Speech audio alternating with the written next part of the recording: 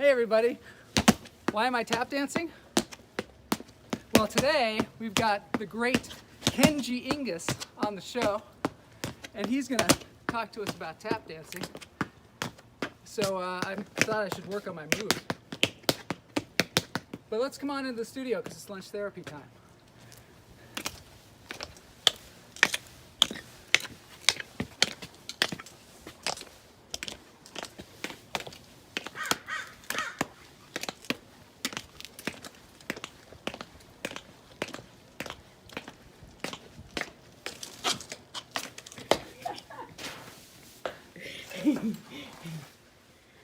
Hey everybody, welcome to lunch therapy. Do you know how it works? How does this thing work? I'm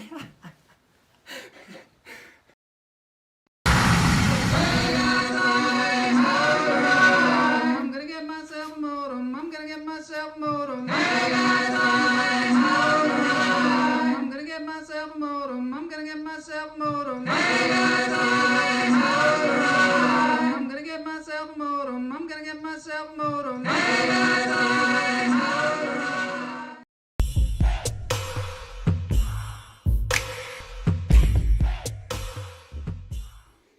All right, everybody. Yeah, it's so good to be here on lunch therapy. Things are cooking. I've got Kenji Igus on today, who's a world-class hoofer. I've got Ralph up in the corner there, hanging out. It's time to do some breathing. I've got some announcements to make as well before we get to the interview. Todd Lee is here. Hoity hoy hoy hoy, and a Merry Christmas to you, and a Happy New Year, and a Happy Holidays, and in through the nose, out through the toes. Hold it. Let it go. All right, we've got some really exciting news at the top of the show today. In through the nose, out through the toes. Hold it. Let it go. I got my Jingle Juice hat on. My wife got that for me. Pretty nice. In through the nose, out through the toes. Hold it. And let it go. For those of you out there who might be new to Lunch Therapy is a show where we take a break from the crap. We have a little fun. We talk a little bit of art. We talk a little bit of science. We talk a little bit of comedy. And today we're talking about tap dancing with Kenji Igus. And we'll get into that in a minute. But first, I've got some announcements to make. First announcement, brushing the breathing, aren't we? Let's do one more breath. I got a big show today, of course, because it's Moin Day. In through the nose, out through the toes. Hold it. Let it go. We aim to please on this show. And one of my announcements is about Ganel. Ganel started his Twitter account around the time Lunch Therapy started. It is called Cult of the Hummingbird, of course, Cult of the Hummingbird. This is this is a cult, but this is a good cult. It's a cult of love and appreciation for one another, and supporting each other and lifting each other up, and helping each other with all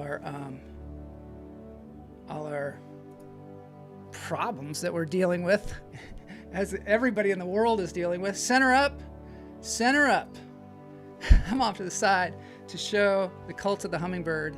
Cult of the Hummingbird is, so yeah, this is my announcement. It reached 1,000 followers, 1,009 followers. So that's pretty cool in such a short period of time. So congratulations, Ganel, for that. And everybody who's a member of the Cult of the Hummingbird, we are breathing, not smoking a bowl. Ganel, it's a good point. We're breathing. The other thing that I have to announce, which is a big one, is our show regular, Ben Gurvich, the musician, has just put out his EP, and it's called Everything Good Was, and it's available to you on Spotify and on Apple Music. And the congratulations are coming in for Ganel because we just talked about that. Congratulations, Ganel. And yeah, 1K, pretty impressive. And but Ben Gurvich, check out his album because it's so good. I don't want to say what it's like because I'll let you all decide what it's like. Because I don't know if musicians don't like this when you say, "Oh yeah, you sound like." They probably don't. They're probably like, "I sound like me." Sound like me. And Ben Gurvich definitely sounds like me. No, he doesn't sound like me. He sounds like Ben Gurvich. Oh man, this Ben Gurvich guy. And here he is. Ben McKnights is a huge fan of Ben Gurvich, I must say. So yeah, good news goes around, because that's one of the points of this show is that, we all inspire each other. And this is pretty inspiring, both of these guys. And I know that Ben spent a long time in this album and also had one of his idols mix it. So the mix is incredible. He could tell me who the name of the person is. Maybe Ben McKnights can tell me. But anyway, let's get on with the interview. You're welcome, Ben McKnights. Tell your friend Ben Gurvich, congratulations. So now we're moving on to the interview with Kenji. And Kenji is, well, you'll see. You'll see all about him. But I did want to say I'm going to start the interview with a thing called Dear Universe. So let's get into it.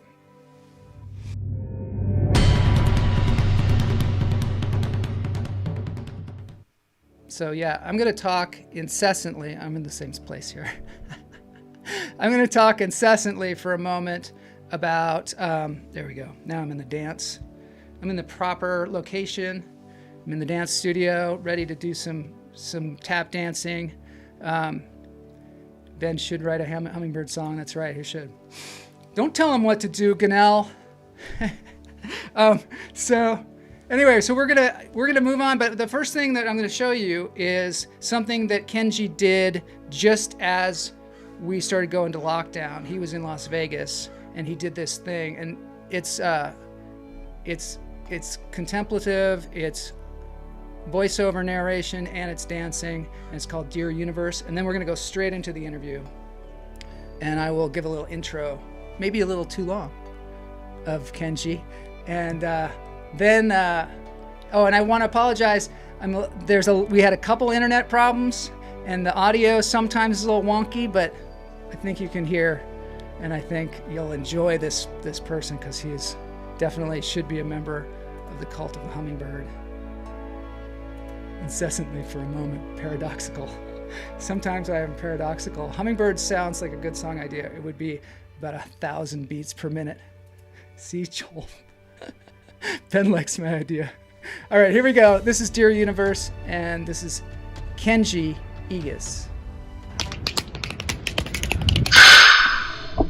Dear Universe, my world has never been this quiet, like ever.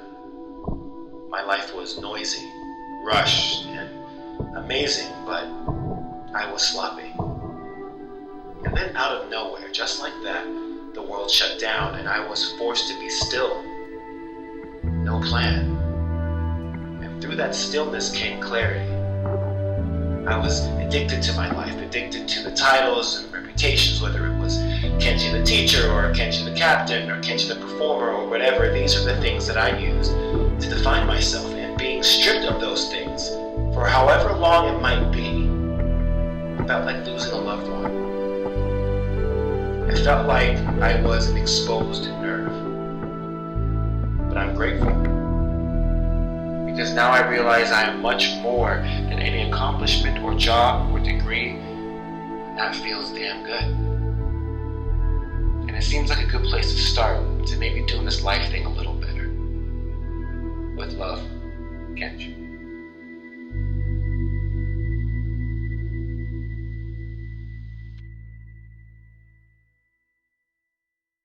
I am lucky enough to be here with Kenji Igus. And I met Kenji because my acting coach, Vernis Clear, she one day said to me, I think you need to find a different rhythm. And I think it would be a good idea for you to take tap dance. And I said, tap dance? I'm a terrible tap dancer. I tried it maybe in college for a second, and somebody said, wow, you've got really tight ankles. You'll never be able to tap dance. And so I was like, I don't know if I can do it. I've got tight ankles. And then, so she was like, well, I don't want you to become a professional tap dancer. I just want you to go and explore tap dancing. So I went out, I took some tap dance classes, and then I just really enjoyed it. I found it extremely challenging. And I wound up over at Edge Studios, and Edge Studios is this, or was, that we'll talk about that. Edge Studios is a place where professional dancers go, and it's an academy, and that's where all the great teachers are. And I just stepped right into there, and I found myself eventually in class with Kenji Igus here. And I found him to be a super inspirational person, and I have brought him on the show here today. I'm lucky enough to have him on the show. And welcome to the show, Kenji. Thanks, Joel. It's great being here. All right. You got the script. It's great being here. I got it. That's the first line. It was on Bike Messenger. The carrier pigeon was shot on the way, so they had to send the bike guy. I gave him a tip. I don't remember his name. It's a good idea. It's a good idea. Always tip the script bearer. Always. Then you'll get more. So Kenji, we never really got too much chance to talk, just through the tap dancing. And your class was I went there Sundays for like an hour, and it was one of those things that really lifted my spirits. I find tap dancing to be an incredible discipline, and also something that is extremely challenging, at least to me, and I think to most people. How did you find yourself tap dancing? Wow, it's a weird one. We actually, my mom recognized pretty early that I was a kid who needed to be kept busy. And sports, while I enjoyed playing sports, the competitive nature of it took the fun out of it in a really ironic way. And so then it turned out that the arts were sort of where my focus was. I was always into dance. I was always into rhythm. I was always, into Michael Jackson, and I was 6 years old at this point, and my mom took me to New York, and we saw Bringing the Noise, Bringing the Funk with Savion Glover. And so that was my first exposure to tap. So I didn't even know about what we would call like not the stereotype, but the sort of cliched version of tap dancing that we all know and love. But and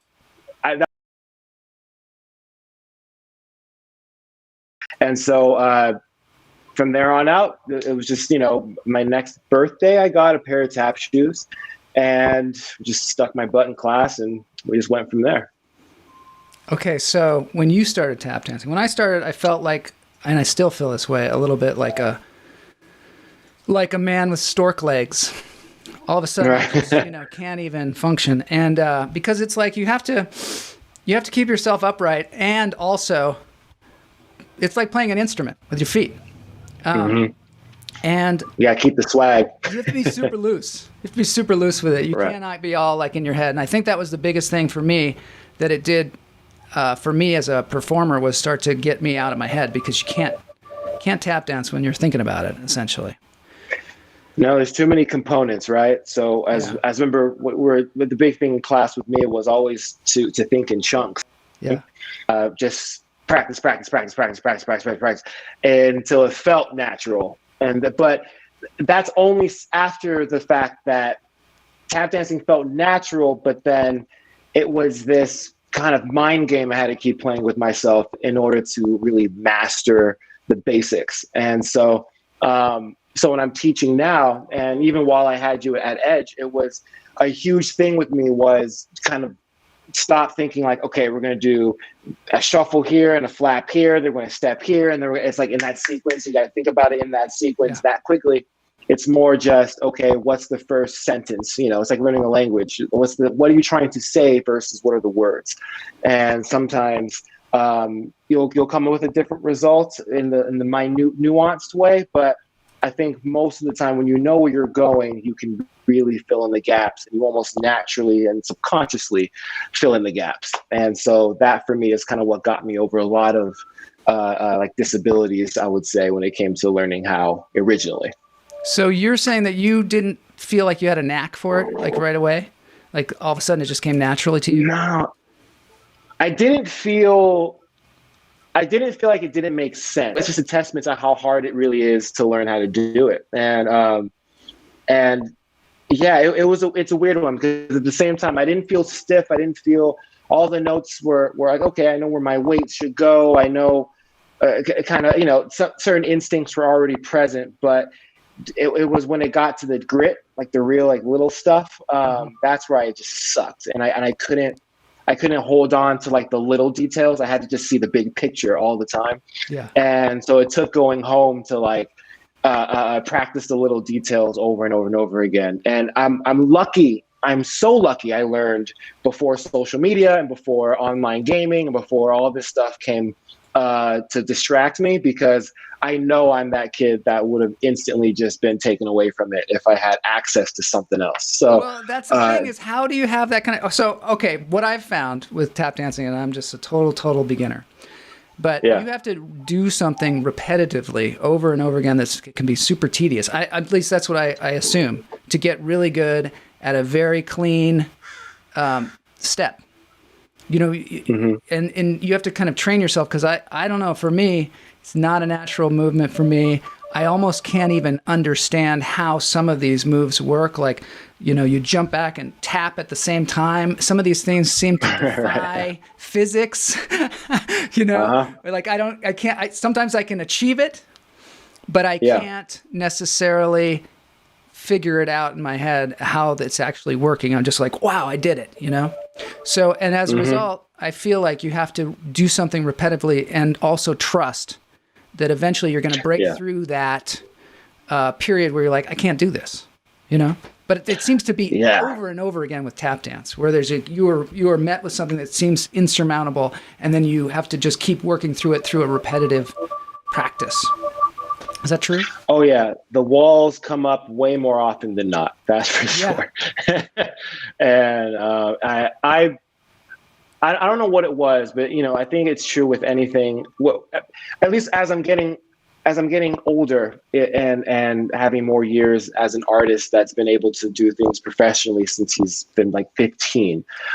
There's a new added appreciation of being able to do something you love to the point where you hate it. You know what I mean? Yes. It's like a spouse. It's like you love something so much, and there's no way you could leave it, but it drives you nuts. And in fact, it's almost driving you nuts more than it's fulfilling you in certain respects. But in the overall like journey of it, that's the beauty, is going through those hardships to get to those patches of flowers. You know what I mean? Yeah. And so, and the flowers are so beautiful that it always kept me coming back. And I was lucky that I could be surrounded by, some masters of the time, and it becomes intricate part of your life. And thus, you run the risk of it becoming a chore. You run the risk of it becoming tedious and redundant and burning yourself out. And I've found that this year, I was close to doing that, and it affects you personally. It affects you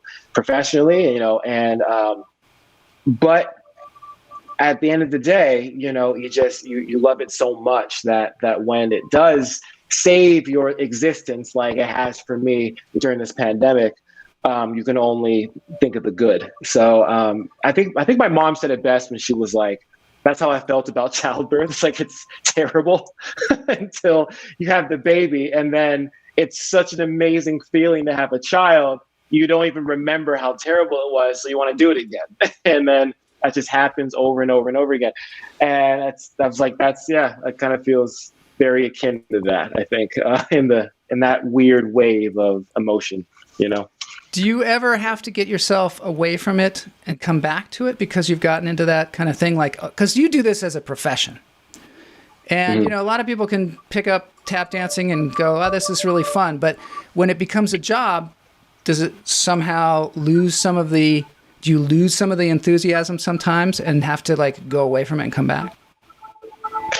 I think it's one of those where I don't notice I lost the enthusiasm until I leave and come back. And I think I would never, and I feel like anyone would understand this, especially performers, where it's like you'll never let yourself do a bad job performing. I think it becomes two sides of it, and you're like, okay, I'm tired, so I'm relying on technique to get me through the show. I'm just going to be in time. I'm going to do things I know I can do without thinking about it. It's in the lizard brain.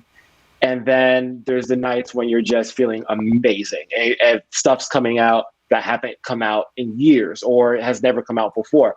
So yes, some days outweigh others in certain phases.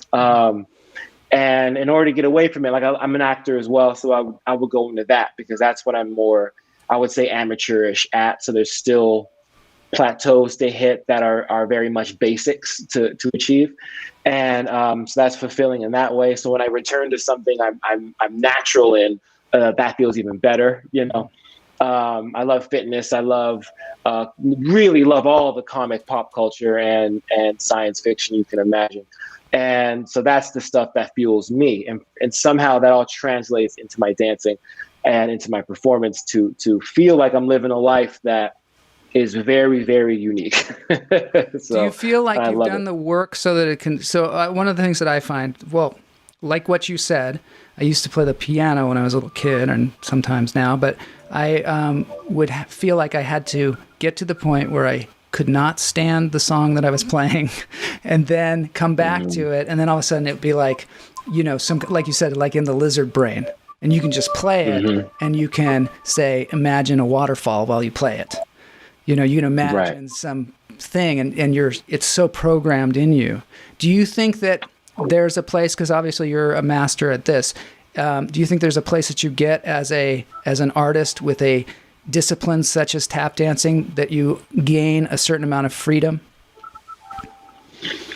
Yes, I'd say that's even the definition of a true, I think, Hoofer of the practice. Like when we say Hoofers versus tap dancers, which is a 5-hour conversation that you can have with any tap dancer.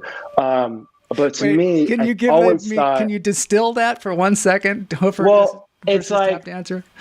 Well, I'll say it like this.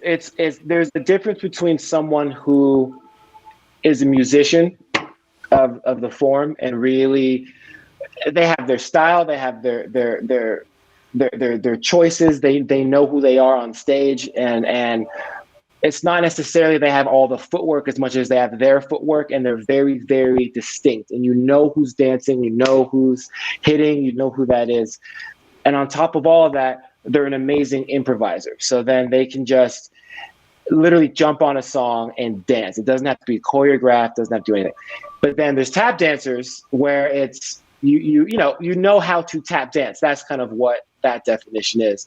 And you can jump in a show, you can learn choreo, you can execute it, you can look great. But there is a difference between someone who can just jam and someone who has the steps down, and that's sort of where I've always tried to lean towards, is just someone who's been able to jam. You know what I mean? So that was what that Hoofer tap dancer thing kind of becomes. So, what was the original question you asked me? Because now I said, do you think... No, it's all good. I went down a... Don't worry, I remember. Is there a place that you get with your artistry, if you really put in the time, that you gain a certain amount of freedom where you don't have to work as hard and you can imagine a waterfall while you're dancing, or you can imagine something else and not be so focused on the technique? So that's what I would say is what a Hoofer is when you achieve that level, when you're free, essentially. When I jump on stage, like I said, there's no real plan. I just kind of like, okay, I found that window. I know what song I'm doing. So let's just see what comes out. And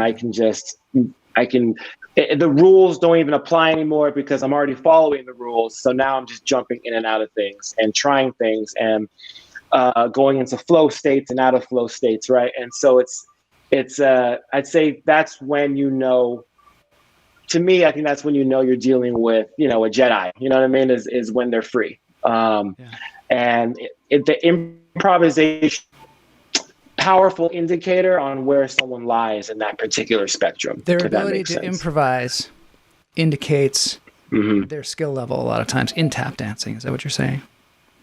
Yeah, I would say so, or at least it at least demonstrates the level of focus they're really giving it. I mean, they could have their technique in spades, right? But it takes a minute to really understand how to just dance. With tap in particular, you hear every single mistake, you hear every single placement, so you have to be in time. A lot of dancers get a lot of leeway because you can't hear all their movements. And so when they hit the cues, it's fine. But then you can tell sometimes, okay, I don't know if this dancer is actually counting, versus the dancers where you can tell, musically speaking, they know exactly where they are. They know exactly what they're doing. They know exactly when to start. They know exactly when to end. And it's really fun to watch because rather it doesn't take away from the performance as much as there's a lot more fun things to notice as you get higher and higher into the understanding of all of those things. I think that was one of the things that's most difficult for me is the counting, because the counting and really knowing like where you are in the count, like you said, is and I imagine is sort of a discipline to keep going back to that, because you could easily just say, I'm just not going to pay attention to that, Also, one of the other things about dance, which I think scares a lot of us when I went over to the Edge to take classes, my wife was like, oh man, that's where like all the really good dancers are. I'd be kind of afraid to go over there because, you might not be able to keep up. And I was too stupid to really even know. I was like, well, they told me to go do some tap dance classes. Looks like there's one here. And I went into, say, the beginning class. I first went in with Johnny Hobbs into his beginning class. Mm-hmm. And this didn't seem like a beginning class. There was nothing that felt beginning about it. In fact, it seemed advanced to me. I imagine. Yeah. So there's a certain amount of overwhelm as a person who watches people going through all these choreographed moves. And you're like, how do you remember that? Because it is like a body memory and it is not necessarily a mind memory. What do you have a technique for remembering choreographed sequences, or is it something that comes natural to you or something that's now natural to you after a lot of practice? It's probably a little bit of both. I mean, certain things, I would say it's the best way I can say it. It's like a script where something is more natural to you versus something that's not. Mm-hmm. And so with choreography in particular, there's some choreographic works where I'm like, oh, this is just so natural. I can almost guess what's coming because it's very similar to how I would approach this music or this idea. It's a matter of remembering things as a language in chunks. And so you're like, okay, what's the first sentence? What's the second sentence? What's the third? And eventually you're like, okay, what's the paragraph? And then that kind of goes into, okay, so what was even the intent? Like, what are we going for? So you can start, it starts with the steps, but then it becomes rhythm, but then it becomes statements, and then it becomes a work. And so it's just about kind of giving yourself first a minute to breathe and digest. I think that's one of the things dancers get hung up about, because we're often tested on that for auditions in particular. Like, yes, can you memorize this whole 2 minutes? You know what I mean? Even though realistically speaking, in rehearsal, there's no way you would have them learn something in 2 minutes and throw it on stage. That just wouldn't happen. I've never seen that happen. Yeah. So I really don't know why that's ever the measure. It is though. But because I know there's some, because I know there's some people who will give it all the time in the world. And so by the time show hits, they'll have it so in their bones that they'll know it for the rest of their lives. You know what I mean? And versus the people who will learn it in 5 seconds, but then they'll lose it a second as soon as they step out of the studio. The biggest thing is remembering the sentences and the chunks to kind of condense all of that. Anyway. So have you done like any shows for a long time as a tap dancer, like where you did the same moves every day for, months at a time? Yes. I think the best example of that would be Tapworks, which is the show I did at Universal Studios, the theme park. And that was 6 minutes of really good dancing, high intensity, great tap dancers. I think Universal didn't quite understand what they even had. They kind of captured something interesting without even knowing about it. And it was the same moves, except which is a credit to the choreography. And I'm going to say that in jest because I'm the choreographer, but that there's room for improvisation. So if you really want to change up at least a little part of your day, because we're going to do this piece at least 6 times a day, you can do something different. You can change it up. You can make a joke here. You can talk here. You can do a flip here, do the splits, you know what I mean? So eventually it did evolve to the point where people got so comfortable, you kind of really didn't know which parts were supposed to happen and which parts weren't, because we were all experimenting at the same time. There's 4 of us on stage, and they're all, you know, in my opinion, world-class tap dancers. So when you give them this much room to play, it becomes hilarious. And so so that was the only time it got a little redundant, but luckily it allowed room for growth and evolution. So it sounds never like got stale. That was a really good time for you. You know, like a lot of times as performers, we go, oh, well, I'm not going to work at Universal Studios in the theme park or something like that. But then a lot of times that's the place where you really cut your teeth because you're doing something in such a repetitive way. Like Steve Martin used to work at the Knott's Berry Farm in some kind of theater, some kind of, it's called like the Bird in the Cage or something. I don't know what it was called, but he would just do all this like vaudeville stuff for every day. And a lot of his act that eventually he would play to stadiums full of people was from this birdcage. I think it's called the Birdcage or something. From that place at Knott's Berry Farm where he was doing the show over and over again. Did you find that from doing that? I think a lot of what I do in Vegas now, I kind of got from Universal, just because I didn't really understand. It's interesting because that show came up during a time when it was either, okay, Kenji, like you could either be a jazz tap dancer where you're doing Rhapsody and Tap and jazz tap ensemble, and you know these world-renowned, amazing masters of the form, or you can go kind of the more pop route with, you know, more the mainstream stuff, which could be, you know, things you would get through an agent, things you would get through auditions that are just cattle calls from corporations and stuff like this. Yeah. I didn't think I had to make a choice, but I realized I needed to focus on one avenue or the other because they both just overlapped so often that it became a problem. So I chose Universal, and to me, it was probably one of the best times, just for what you said, where it was just like, I was young and all of a sudden I'm a Universal backlot, and now I'm doing a tap show, and then now I'm like making the tap show, even though through all these weird circumstances, I'm choreographing the thing. Yeah. And it was just this whirlwind of experience that I admit I was not ready for at the time.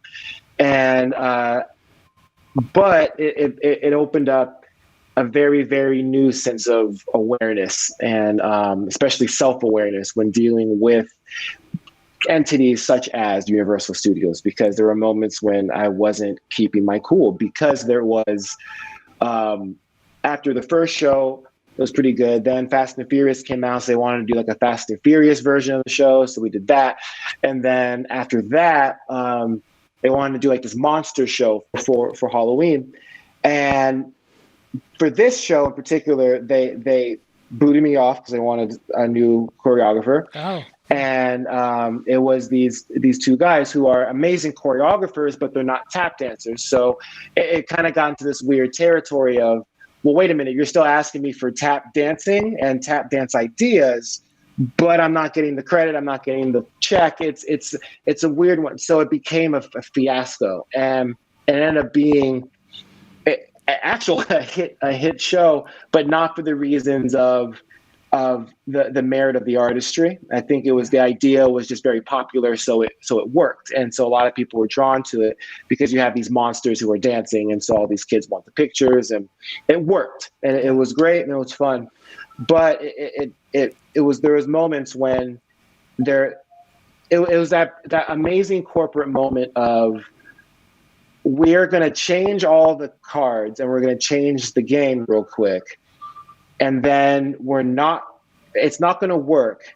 And we don't understand why it's different. Why is it different? And now we're going to ask you, why is it different? Even though we told you to your face, we're changing everything and you're not going to be helming it. So and they changed all of the play. So that's when I kind of lost it a little bit, because it was like I was fighting for this moment not to happen for the last like month of rehearsal. You brought me in to fix the show. You did all this stuff. It just didn't need to happen this way. And so it was an ugly moment. It was bad. We ended up doing the show. It was a hit. It was great. But then after that, I think Universal parted ways with us. So we all went our own paths after that. But for 3 years, it was a really amazing kind of and profound, potent look into where the arts and corporate interests meet, and just how weird that can get. And if you're not careful, it could really set you up for some heartbreak. And like I said, I just wasn't prepared for it at the time. But it's funny because I almost had to go through that in order to be prepared for that. So it doesn't make any sense to be mad. So it helped out with my dealings with the Cosmopolitan. So it was a good So the lesson. Cosmopolitan is the hotel where you're dancing. Are you dancing there now? Yep. We're still luckily able to be open. Wow. Can you tell us about that club and about your experience there and how that's been going? It's called the Rose Rabbit Lie, which is the least rolling off the tongue name you could probably have. There's a rumor of how it got the name. We will, again, not going to get into that because there's like a period after each word too, or something, right? Isn't it like rose period, rabbit lie period? whoever established the club he's just an oddball. That's all we're going to say about it. So it's essentially like a speakeasy, except all of the chaos is controlled. So it's a supper club. You go for dinner, you go for drinks, you go to socialize. But then there's live music, live singers, live performances. Sort of think of the Vegas of old, the Frank Sinatra days, but just kind of modernized. So it's more of the 2020 sense. So the music's a little bit more modern. The musicians can go from jazz to rock to hip hop to R&B. The acts can go from a tap dancer to acrobatics to a hip hop dancer to a beatboxer to just live singers. When you started out as a professional tap dancer, how were people around you? Were they like, that sounds like a great profession? Or were there people like, how are you going to make a living as a tap dancer? Or were they like, is tap dancing even a profession anymore? What was it like with the people around you? It's a weird. I had great support from my inner circle. Mm-hmm. And I was lucky that by the time I'll say it like this. By the time it would have stopped being cute for me to say this is what I want to do with my life, I was already doing it, Okay. So no one could really say anything because it's like that makes sense. I loved it so much that I was like, all right, well maybe it'll get me into college. It got me into UCLA, so no one could say anything. You know what I mean? And then after I graduated UCLA, I booked tap work. So then I was already working, already teaching, already doing all this. Did you major in dance at UCLA? Yes, it was more like dance activism, if we're getting more accurate, even though they say it's the dance department. But it's more about as world arts and cultures, and they're huge with how would you use what you do to help people? That's kind of the main question of your 4 years there. And for a lot of kids, that sounds too hippie-ish, too open, too lack of direction. You want to know what your next step is, especially since you worked your ass off to get to UCLA in the first place. So now you're like, okay, cool. I'm at this school. Tell me what's next. And as a lot of people will say, college doesn't really answer your questions or solve your problems. It just sort of makes you think about yourself a little longer. And so for dance, it was like, okay, we know you're a tap dancer. We think that's super interesting. So that's why they brought me in rather. And we're like, we don't quite know how to help you. So what we're going to do is we're going to teach you how to research. We're going to put you in a position so you can meet people. There's this professor, Lynn Dally, who's a tap dancer who established the Jazz Tap Ensemble, like a legendary tap troupe, and I think the first company to the United States. And yeah, they just kind of gave me a bunch of toys, and I was lucky enough to be smart with the toys and not just be in college, which I had that like amazing experience as well. But most of my time I was in the studio because I had access to like this amazing room just to dance in. So I'd rather be there from like 10 o'clock to 1 in the morning or whenever they kick me out. Because that's what I really came to do was, sharpen the skill. So it was always a point to me to prove that it's actively making my life better and it's actively growing. And I think my mom is one of those where she married my dad, stand-up comic actor. So she gets it, but she's also like, don't make those same mistakes because there's a lot of mistakes to make. Yeah. And she's like, I better always see that there's something to be said about it. You know what I mean? And she always had something to say. So got me through school and got me jobs, got me agents, got me stuff that had nothing to do with tap dance work, and not to mention it provided as what would be the safety net, which is teaching at the college level already, and so I really have to say, I think I did have naysayers. I did have people who were skeptical, but I looking back, it was always in a way where you can tell it just messed with their worldview, and that's why it's like, no, there's no way that could be a thing, because and usually my next question is, all right, like, what's your what's your dream? Like, what do you want to be? Like, what? Yeah. And most of the people who ever criticize don't even have an answer. so it's just like, come on, man, because no one who's living their dream would ever say, don't pursue that, because if you ever know what that feels like, you know what I mean? It's like, why would you ever fate worse than wish death. someone? I'm saying, and. So it was always that, but at the time, you're a kid, so you're hurt and you're mad and you're like, I'm going to show you, and it's going to be this thing. And I've had my moments of validation of people coming to see me, people coming to, the wherever I was performing. Just, it's a slippery one, because I started to think like how many people stopped because they were just told to stop. Oh yeah. And tap dancing. And on the one hand, just with anything. Yeah, with anything. With tap dancing, I was thinking in particular because there's a lot of barriers. One, I think that it's difficult. It's very difficult. Also, it seems to be a combination of two different things at least. One is dance and the other is percussion. So it's like you're playing an instrument and you're dancing. And the other is, I don't know a lot of people that are professional tap dancers. I don't know what the market is out there for professional tap dancers. But when you see somebody that can really tap dance, it just blows you away. Just completely blows you away. So one of the things that I guess the proof is the fact that you're a great tap dancer. So nobody would be like, you can't do that. Stop doing that. You know what I mean? Like, the proof is in the discipline and the, oh God, the artistry that you provide. It's so great. I'm hoping. So now a lot of times on this show, we're working on kind of keeping our head right. And what kind of things do you do on a daily basis to keep your mind creative, to keep your head right? I know we have a lot of obstacles in the world right now. But what do you do? Wow. Right.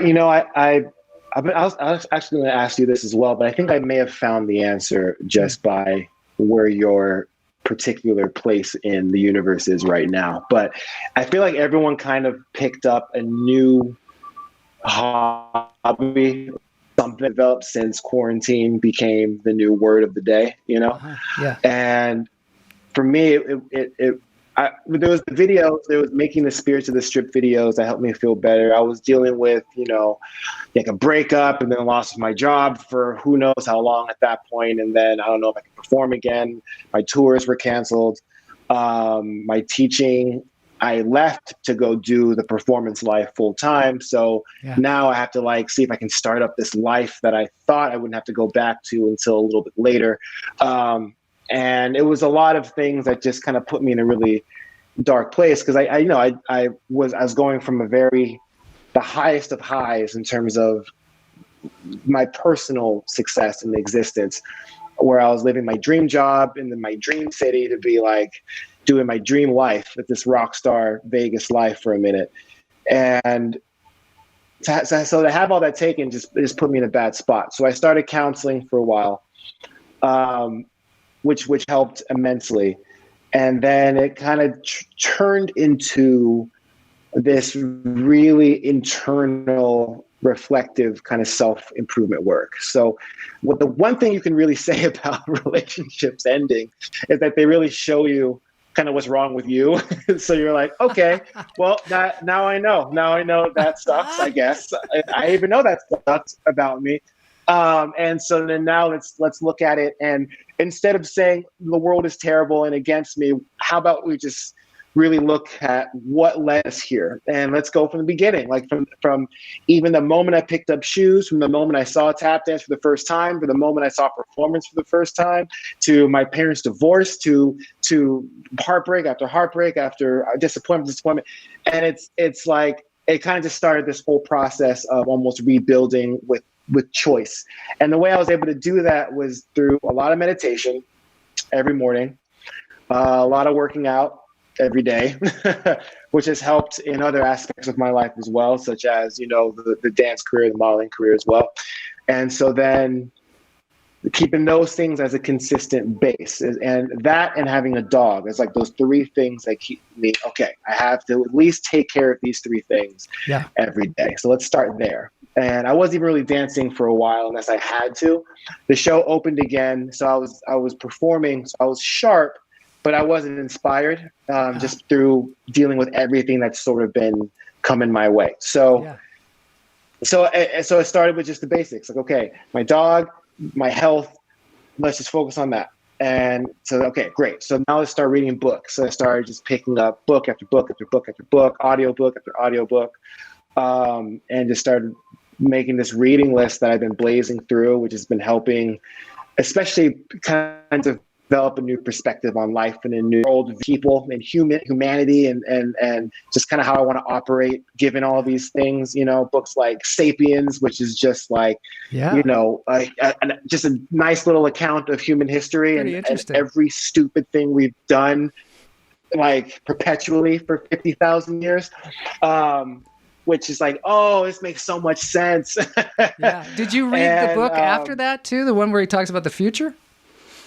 There's a book. Not yet. I haven't read it either. And the fact that you said that is made me really excited, because I didn't even know there was a book after that. He extrapolates out into the future and looks at what the future is going to be like. After going through this very detailed expression of the past. Yeah. Yeah. Oh, I'm going to check that out. Thank you so much. Okay. And then I also left into the wilderness for a while and just got in a cabin. Really? And and just kind of separated myself out. I think there's a time when, it's all these thoughts kind of go in your head and you just sort of don't know which ones are yours anymore. And so you're kind of wait, do I think that, or is that because she put that there or he put that there? And, God, that's so cool. Do you know what I mean? Oh, I did that. I've been doing the same thing. Our last 3 years, I got into kind of a rut. Last 3 years, I've been trying to figure out who I am again, because I got off on the wrong path. And I started to do that finally. I mean, I did meditation first, and then I started looking at let's look at that thought. Is that my thought? Did I have an experience that gave me that thought? Is that just a thought that I had a long time ago and held on to it? Or did somebody tell me that? And then okay, how can I turn that around? Because does that work for me? No, it doesn't work for me. How can I turn that around? Well, let's just how can I let that go? Let's release that. Yeah. There's a book that I've been reading recently where they call that a pivot, where you take something and you just kind of pivot it. Now, in doing that kind of work, you kind of a lot of times extrapolate into the future, like we were talking about with this guy's book. How do you see your work going into the future? Do you want to transform tap dance? I know you do some tap dance where you do spoken word as well. Do you want to build a new world of tap dancing? Do you want to go back to the traditional tap dancing? Do you want to merge them together? What is your vision for the future of tap dance? You know, for tap, I can't say, but what I can say is for me, it's really, because I'll say like this for tap. Let's go into that point for a minute, because I think there is definitely a very, very passionate conversation between whether or not we should emphasize preservation or we should emphasize progression. And right now, I think that conversation is really happening because there seems to be, and for any tap dancer listening to this, please don't put me all over Twitter. There seems to be a rather scarcity mindset when it comes to the tap dance work and the like territory of it all. And I was never, none of the gigs I got were really due to me being part of like what we call the tap dance community. They were definitely supportive in their way, but I never had a direct support line from what would be considered like the core group of people. Those masters of the form, amazing people, giving people, but I guess there's only so many times you can give something to a friend and not do it for yourself, and this. So for me, I had to kind of find my own way. And there were times when my philosophy and the tap community's philosophy in terms of in its entirety as a whole clashed. And then even that thing with that Amuleto, that Levi's thing that I did, there's a lot of points that I made that clashed with some of the greatest of our age, and they let me know that they were not happy with me. So, which was a compliment and an insult almost at the same time. And so I just, that put me in a weird place for a while, because I was always sort of the other. I was like this, I wasn't a Jedi, I wasn't a Sith. It's like they don't know what this guy is, but I'm not your enemy here. I'm a practitioner, And so I think as time went on, I sort of got grandfathered in terms of now there's this new age of like, are we elitists, or in terms of are we keeping this older form of more on the syncopated lady side? We're doing Beyonce, we're doing Rihanna, we're doing pop shows and all this stuff, and both to me are legitimate sides to tap dance. And there's also the competition route. We were talking about those big conventions of kids who have just a number, and there's like 300 of them, and you're just teaching to these huge numbers, and there's great money in that. And I think we have to stop attacking them and rather just put them all together as one whole, one tapestry, rather, let's say, of what tap dance is in reality. And even I think that if I could wish anything for our art form, it's that there's a reconciliation of all three of these thoughts of like, what's the new, what's the old, what's the now, and what's making money. Let's have all those things be relevant and not fight them. And let's see why each thing might work and why it might not work. And so that's my biggest advice for any tap dancer as well. Like, dance to what you like. It doesn't have to be beholden to something. It really doesn't. And so long as you understand that the roots lie in jazz, lie in Black history, in early American slavery, in a little bit Irish in there somewhere, who knows how much, but a little bit. And just know that the origins lie there, and then you can go from there. And then after that, dance to what you like. Personally, I love dancing to, any of the trap beats, hip hop beats of today. That's what I get off to when I'm trying to just go in and zone out for a while. Yeah. And because for me, tap dance rhythmically, I've always equated more to rappers than I have to drummers. I don't know why. That's always just sort of how I thought. That's just how my brain kind of works, where it has to rhyme in a certain way for me to really feel satisfied with what I'm hearing and what I'm listening to. And I thought there was something wrong with me, but I think now after this whole year, it's at a beautiful point where now I'm ready to sort of be myself. And I think every time I dance like myself, no one can copy it. You know what I mean? It's a funny little thing about when you're yourself, there's no one else like you. And so I think moving forward, it's just kind of finding my own lane and sticking to it, and really just kind of putting blinders up, showing support whenever I can. And if I can donate, I'll donate. If I can show up somewhere, I'll show up somewhere. But when it comes to like my plans for the art form, I'm just kind of taking my own way for a while. Because it's, like I said, it led to a lot of heartbreak as well as joy and peace and meditation, all those other great things. There's a lot of heartbreak there. And some of it could have been handled better by me, and some of it where it was just inevitably going to happen. But within that work of finding out which thoughts mine, which thoughts aren't, it's really dissecting my relationship with all that. And so I say all that to say it's just about kind of finding my own. I guess I already found it, but rather just sticking to it. I think that's almost almost a theme of this show is, and I talk to artists all the time on the show, and I'm on my own kind of journey.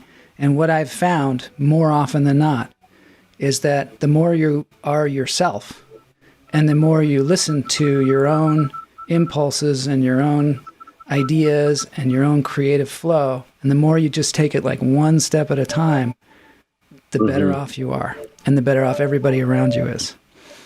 Because if you're trying to be somebody else, or you're trying to live up to some expectation of other people, or you're trying to get the approval of somebody, usually you find yourself in a place where you're like, wait a minute, I got off the path. Where am I? What am I doing here? Yeah. Who am I? You know what I mean? So it's always kind of it's through the art we are finding ourselves and expressing it. And it's different, like you say, unique for everybody. So you can get coaches and people can help you along the path, but it all comes down to you eventually. Yes. And it's almost like a decision you have to make, almost every day, just to be like, okay, let's get back to it. Let's get back to it. Yeah. Let's go through the work, let's keep up the disciplines. And what are you doing? What's your way of staying right now? And doing the show, I'm sure, super helps, but yeah, doing what the else? show helps. I'm sure there's more. I try to meditate every day. I've been reading a lot of books because it helps me, at least I can get like a little kernel of something that I can hang out, like we were talking about, like pivoting thoughts and things like that. The main thing my main mantra is just put one foot in front of the other, because sometimes what happens is I get overwhelmed, by like something huge. Like last year at the beginning of the year, I said to myself, in this next year, I want to have a one-man show. And then COVID hit and all this stuff. And I was set to go to Edinburgh and do a one-man show there, and I was developing it. And so in the end, I had a one-man show. I have a one-man show, but it was not at all what I expected it to be, And the huge obstacles came up. And I was just like, okay, just keep taking one foot in front of the other. And also occasionally I get somebody on the internet that says you're doing it all wrong, like so I'll get like a message from somebody on Facebook. I watched your show. It kind of sucks. And then you're kind of like, okay, you get into that with the troll. And then all of a sudden you're like, no, that guy doesn't have to watch the show. And then you just keep going. And also as I go along, I run into my own stops where I go, oh no, what are you going to do this week for your show? And I have to go, well, let's find out. And let's let the show inform us. And sometimes what I'll do to keep my head right, because I get upset or I get in a place that it's not like necessarily doesn't sound fun, I will pick up the guitar. And I'm not a great guitar player or anything, but I'll pick up the guitar, I'll get some song, I'll just start playing it. And sometimes I'll play it for like an hour, even if I'm in a stressful situation where I'm like, oh my God, I got to get a show ready for tomorrow or whatever. Sometimes just taking the time to do some kind of art and get out of my head about it will put me in the right place to do the work that I'm doing. And tap dance is There one of it these is. things too. Like I can get out the board or whatever and start tap dancing, and it's, I might not be a professional tap dancer, but it's going to get me into a place of like creativity and a creative flow. It brings you joy, and I think Brings that's me joy. That's what it is. kind of- It's joy. yeah. You got to get back to That the weird joy. thing where and I think that's kind of what I had to do now as well was, and that's kind of why I even left into this little self-imposed exile of just going to the woods. And I took a tap board, I took everything I needed to train and everything like that. Yeah. And it was just kind of to do it without anyone listening. You know what I mean? Where there's no one to impress. I can't put this on social media because I have no service, I have no Wi-Fi, and that's when it started to be just a joyful experience again, because there's nothing to direct the energy towards. So it only just went out, Yeah. And it was a beautiful thing. So that's great that you still have your shoes on. Now my question is how can we connect on this sort of tap dance journey that you're still going on secretly without telling Kenj? I would love to connect. I don't know whether you do any kind of online thing or if you do or what, but I think this is a start, just having this conversation with you, because it's inspiring.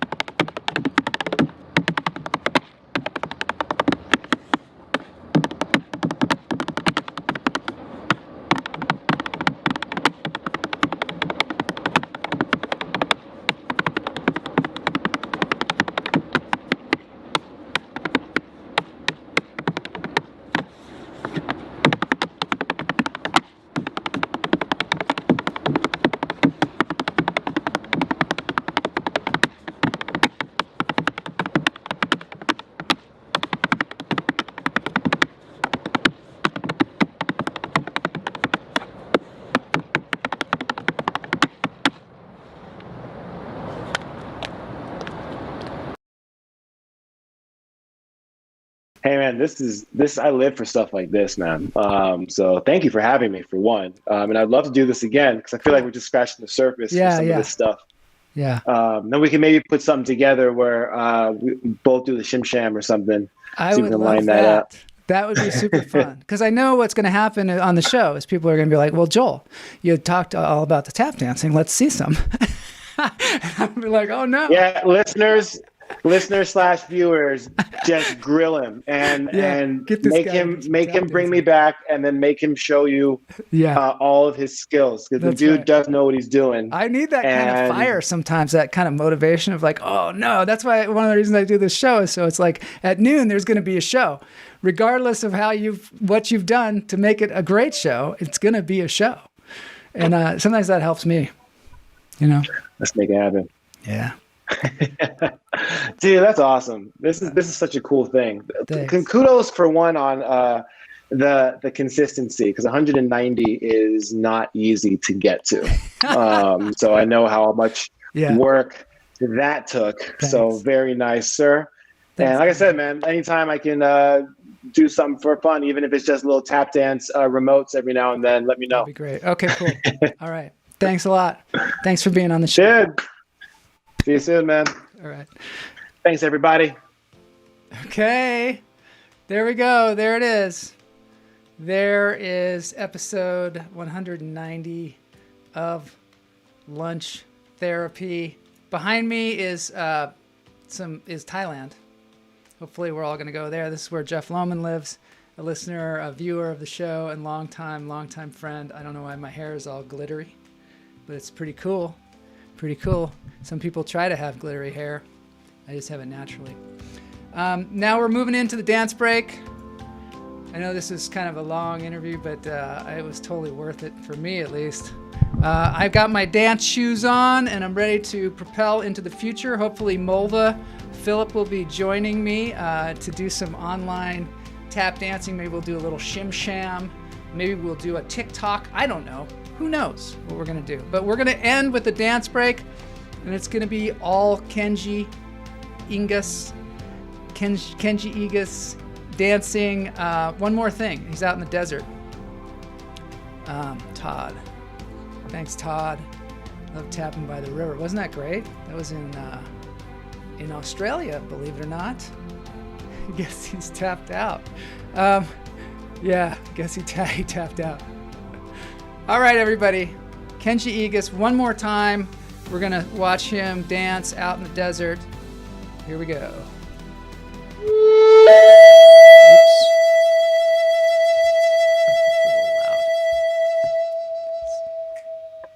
This is called Earthbender.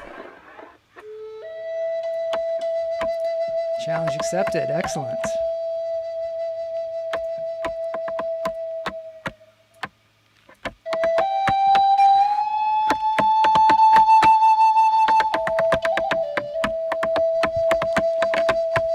That's so cool.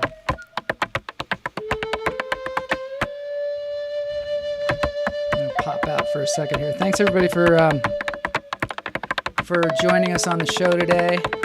Thanks Kenji for being here and providing all of the entertainment today.